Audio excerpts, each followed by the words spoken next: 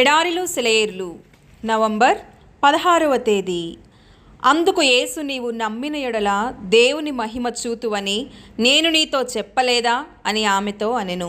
యోహాను సువార్త 11వ అధ్యాయము 40వ వచనం.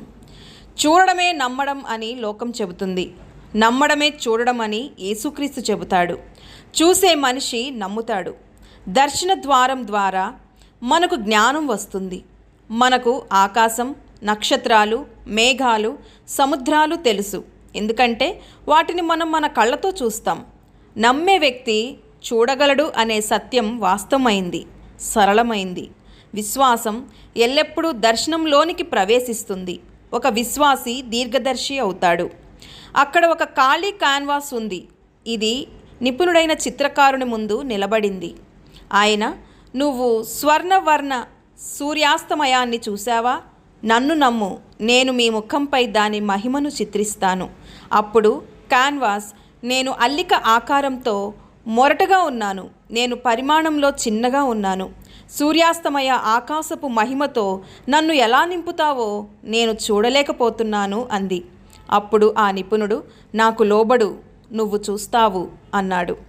ఇక్కడ భూమి యొక్క ధూళి నుండి తాజాగా త్రవ్విన ఒక నల్ల బంకమట్టి ఉంది.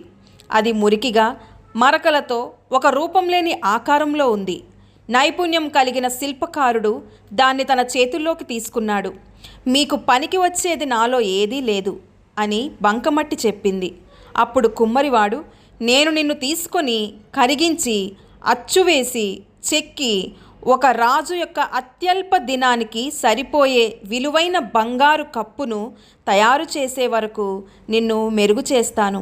అప్పుడు ఆ నిపుణుడు, నాకు లోబడు, నువ్వు చూస్తావు అన్నాడు. ఇదిగో, ఇక్కడ సరళమైన మీ దైనందిన జీవితం ఉంది. ప్రభు దాని ముందు నిలబడి, నాకు నీ జీవితాన్ని ఇవ్వు. అది ఎంత దీనమైంది, అత్యల్పమైంది అయినప్పటికీ నాకు ఇవ్వు. నేను దాన్ని శిక్షించి అభివృద్ధిపరచి నా ఆత్మతో అభిషేకించి దాని ద్వారా పరలోకమందున్న నా తండ్రిని మహిమపరుస్తాను అని మాట్లాడతాడు. అప్పుడు మీరు, ప్రతిష్ఠించబడడం అంటే ఏంటో నేను చూడలేను, నేను క్రైస్తవ సేవలో దేనికి పనికొస్తానో చెప్పలేను.